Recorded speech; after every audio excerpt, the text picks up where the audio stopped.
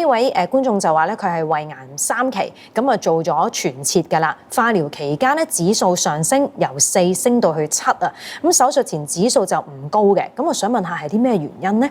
嗱，咁要睇下佢係邊隻癌指數啦。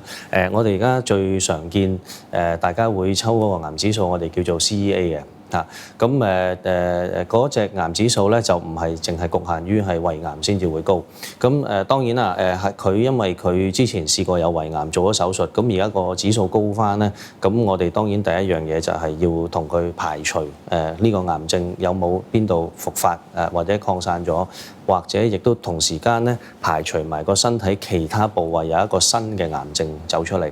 咁一般你講緊呢一隻癌指數呢隻 CEA 嘅癌指數咧，會喺肺癌啦、胰臟癌啦、腸癌啦、有一啲嘅卵巢癌咧，佢都係會可以高咗。有啲食煙嘅人士咧，佢都係會可能冇事，佢個指數都會高嘅。咁究竟係邊樣嘢？可能要 check 過先知。咁可能喺呢一位病人咧，一般可能要考慮做一個胃鏡啦，去睇翻佢，雖然佢冇咗個胃，但係就睇翻佢局部性有冇一個復發嘅跡象啦。